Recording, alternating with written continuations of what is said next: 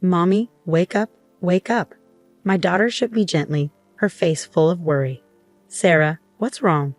I asked, rubbing my eyes as I woke up. Mommy, I think you shouldn't be with Daddy anymore, she said urgently. I was wide awake in an instant, confused by her words. What do you mean? I asked, trying to understand. Sarah explained that she thought it would be better if Dad and I split up.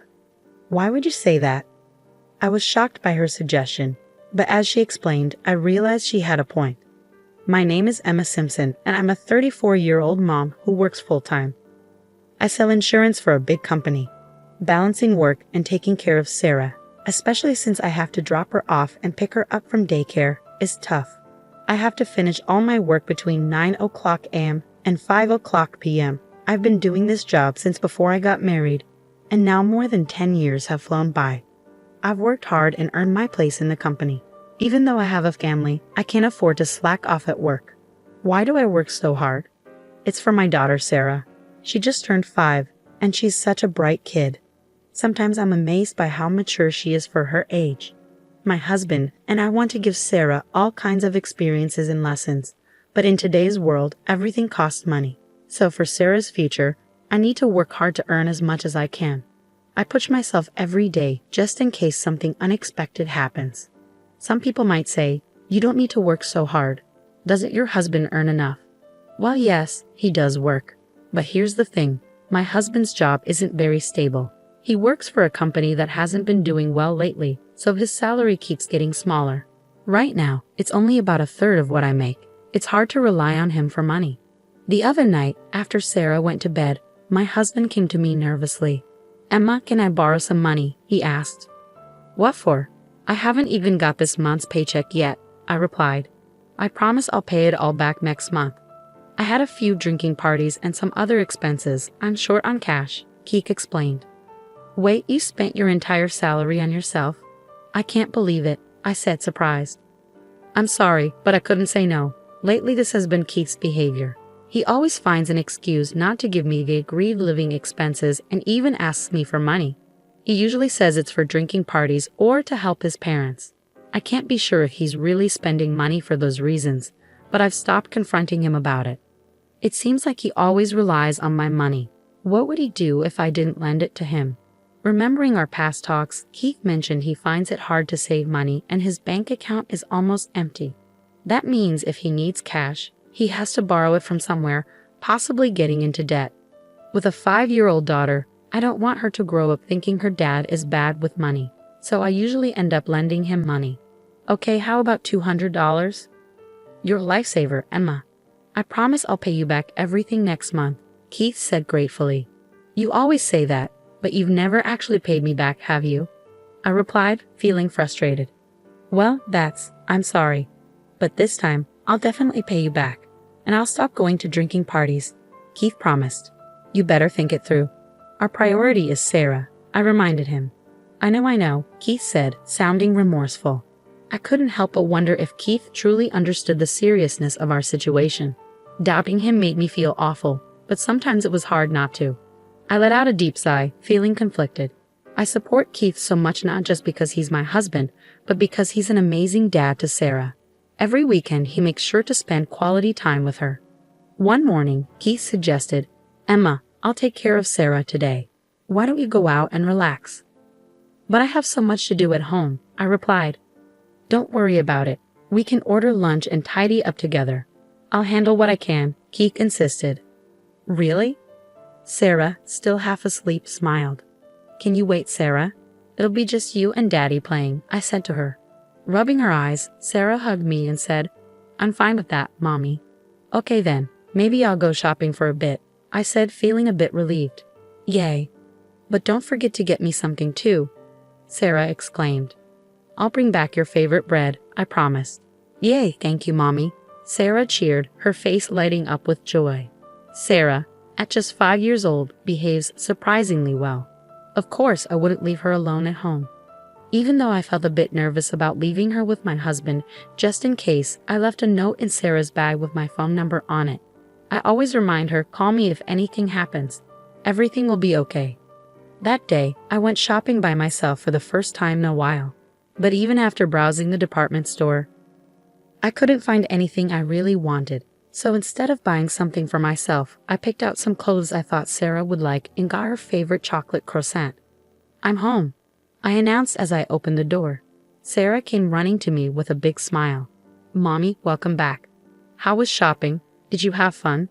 "I'm back, Sarah. It was nice to have some time to myself. Here's the surprise I got for you," I said, handing her the treats. "Wow, a chocolate croissant and new clothes too. Can we have the croissant tomorrow morning? Wait, where's Daddy?" "Oh, Daddy's out on the balcony talking on the phone," I replied. "On the phone? Who's he talking to?" I wondered aloud. When I peeked out onto the balcony, I saw Sarah was right. My husband was happily chatting away while smoking. When I tapped on the window, he looked surprised and quickly ended the call, asking, "You're back already?" "Yeah, I'm back. But who were you talking to?" I asked. "Oh, it was just work stuff," he replied casually. "You left Sarah alone inside the house?" I asked, feeling a bit frustrated. "I'm sorry it came up suddenly." "Sorry, Sarah," he apologized, looking sheepish. Sarah looked disappointed and said, "Mommy, did you know? Daddy said he'd play with me, but he was on the phone a lot today." "Really?" "Yeah, you're right. He promised we'd read a book together," I confirmed, feeling a bit let down. When I looked at my husband, he seemed regretful. That night, we had dinner together as usual, and I bathed Sarah. Because I felt bad for leaving her alone during the day, I tried to spend extra time with her. After Sarah fell asleep, I had a serious talk with my husband. "Keith, are you really that busy? It feels like you're always on work calls, even on weekends." "Yeah, the workload has been crazy, and I've had to do a lot of overtime. So when I've been coming home late lately, it's because of work, not going out drinking." "Okay, it's because of work, but when you're on the phone, can you make sure to spend time with Sarah too? Work is important, but so is our family," I reminded him. "Okay, but Sarah looked really lonely. From now on, when I go out, I'll take Sarah with me. And if you're going to be busy with work, just let me know in advance," Keith promised. "Got it. I'm going to bed now," Keith said, bidding good night before heading to the bedroom with his phone. For the past 6 months, Sarah and I have been sleeping in the same bed more often, while Keith slept alone in the bedroom. Although I enjoyed sleeping next to Sarah, I couldn't deny that our time together as a couple had decreased. Keith didn't seem bothered by it, but as a woman, I sometimes felt a twinge of loneliness.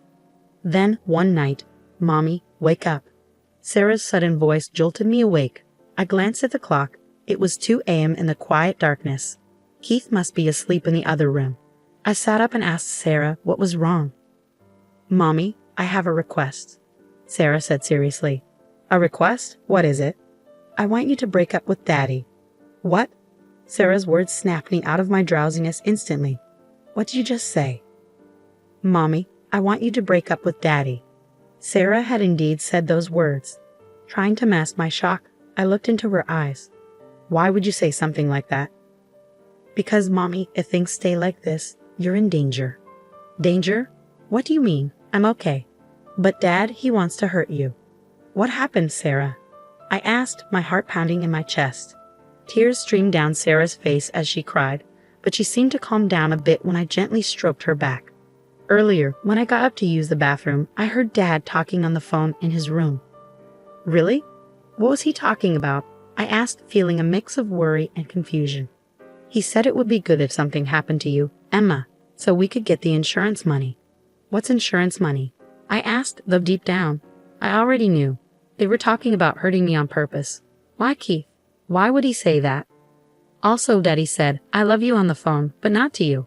It was to someone else," Sarah added. "Don't worry, Sarah. I'll make sure everything's okay," I reassured her, though tears were welling up in my eyes again. My daughter, so young yet so perceptive. She must have sensed something was wrong.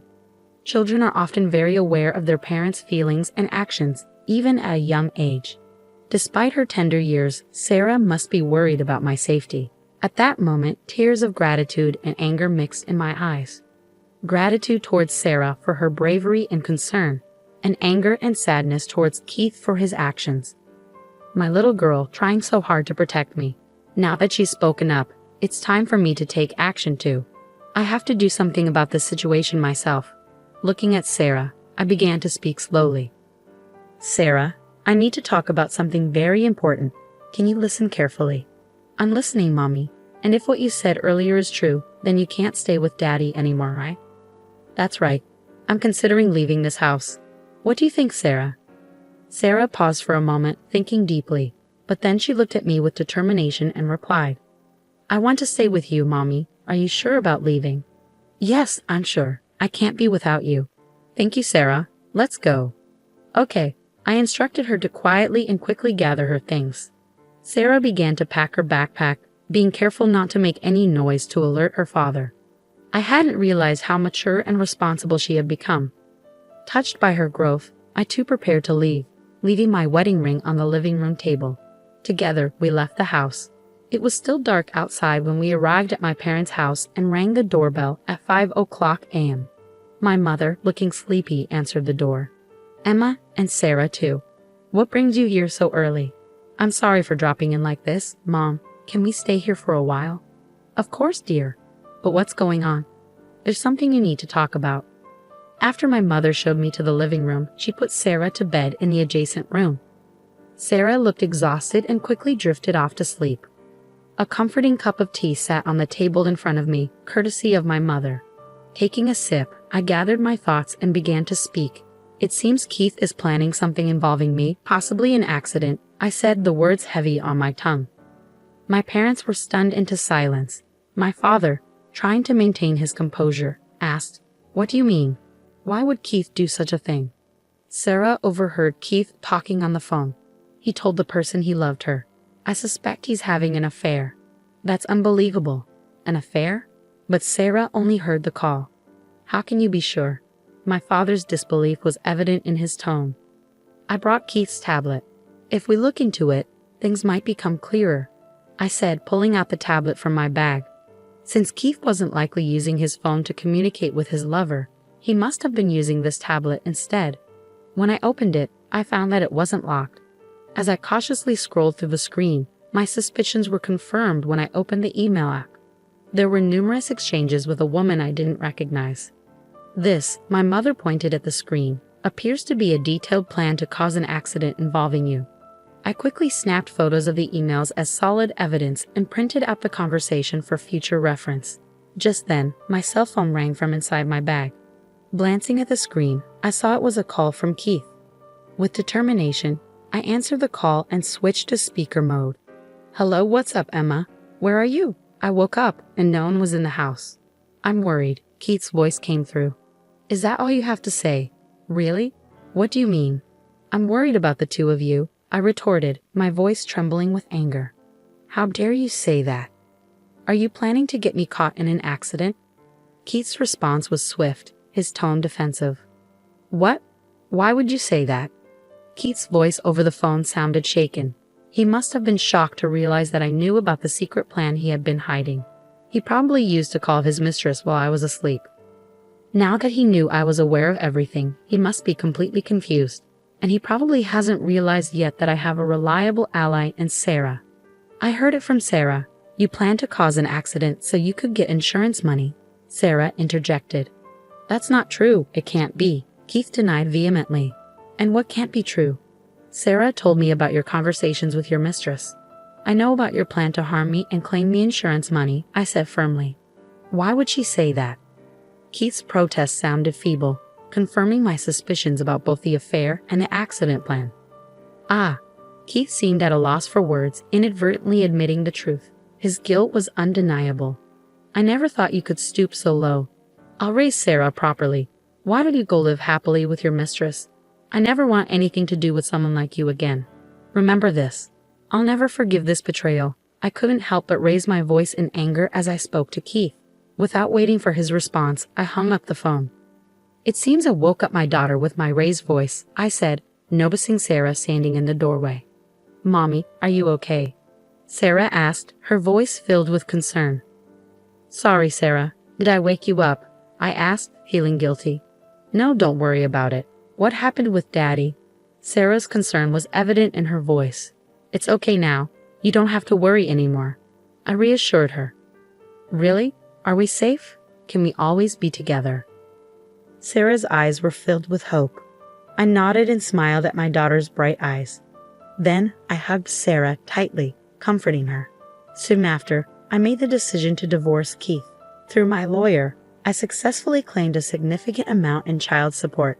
Although Keith's actions could have warranted police intervention, I didn't want to cause any more disruption for Sarah's sake. I completely cut ties with Keith and left the legal matters to my lawyer. I later heard that Keith was abandoned by both his parents and his mistress shortly afterward. Now he struggles to pay child support and settle property division.